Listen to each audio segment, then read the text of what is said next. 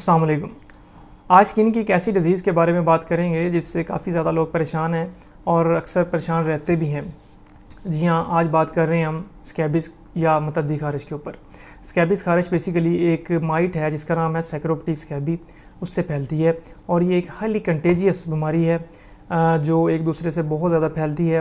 اور اس کی جو مین وجوہات ہیں ان میں ایک تو یہ بچوں میں بہت زیادہ ہوتی ہے، خاص طور پر جو اسکول جاتے ہیں بچے، وہاں سے یہ کنٹیجیس ہے کیونکہ تو ایک دوسرے سے کانٹیکٹ رہتا ہے، اس لیے وہاں سے یہ خود پہلے اپنے اوپر اس کے جو مائٹس آتے ہیں بچے کے، پھر اس کے بعد بچہ جب گھر آتا ہے تو گھر والوں کو بھی یہ لگ جاتی ہے۔ اس طرح یہ پوری فیملیز کو اکثر افیکٹ کر جاتی ہے۔ پھر دوسرے نمبر پہ اس میں وہ لوگ جو بہت زیادہ ہاسپٹل کے اندر جاتے ہیں، وہاں سے بھی یہ لوگوں کو لگ جاتی ہے۔ اس کے علاوہ جو لوگ ہاسٹل میں رہتے ہیں یا کراؤڈڈ پلیسز میں رہتے ہیں ان میں بھی یہ خارش بہت زیادہ پائی جاتی ہے۔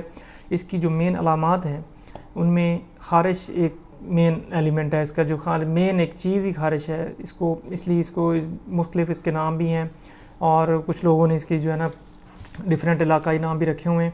تو یہ اس کی جو خارش اتنی زیادہ سیویئر اور اتنی ان کنٹرولیبل ہوتی ہے کہ بندہ چاہنے کے باوجود شدید کنٹرول کرنے کے باوجود بھی ہاتھ نہیں روک سکتا۔ اور خاص طور پر اس کا جو ڈیوریشن ہے وہ شام کے بعد، مغرب کے بعد جو ہے یہ خارش بہت زیادہ تیز ہو جاتی ہے اور پوری رات انسان کو جو ہے وہ سونے بھی نہیں دیتی۔ اس لیے اکثر لوگ نیند کم آنے کے سبب سائیکولوجیکل جو ہے نا وہ بیماریوں میں مبتلا ہو جاتے ہیں۔ اب اس میں بات کریں گے کہ بیسیکلی یہ اس کا جو ٹریٹمنٹ ہے یا اس کی جو علاج ہے وہ کیوں اکثر جو ہے لوگ غلط کرواتے ہیں یا کرنے کے باوجود بھی یہ جان نہیں چھوڑتی۔ اس کی وجہ یہ ہے کہ اس میں ہم مختلف جو ہے سالٹ یوز کرواتے ہیں، جس میں پرمیتھرین ہے، لنڈین ہے، بنزائل بنزویٹ ہے، اس کے علاوہ اورلی جو مختلف ٹیبلٹس ہیں ورمیکٹن وغیرہ وہ کھلاتے ہیں۔ تو پہلی جو سب سے مین وجہ ہم نے جو دیکھی ہے اس میں یہ ہے کہ اس کی تشخیص ہی ٹھیک نہیں ہوتی۔ بہت زیادہ کیسز ہم نے ایسے دیکھے ہیں جس میں اس کو پراپرلی ڈائگنوز ہی نہیں کیا گیا۔ جب ایک بیماری آپ کی تشخیص ہی نہیں ہوگی تو آپ اس کا علاج کس طرح کر سکتے ہیں؟ اس میں دیکھا ہے کہ لوگ زیادہ تر جو ہے نا خود سے یہ میٹروویٹ، ڈرموویٹ اور بیٹاجینٹ اور اس طرح کی مختلف کریمز جو ہیں وہ استعمال کرتے رہتے ہیں اور کچھ لوشنز بھی ہیں۔ تو اس سے یہ ہوتا ہے کہ ٹمپریریلی تو ریلیف مل جاتا ہے لیکن بیماری ختم نہیں ہوتی۔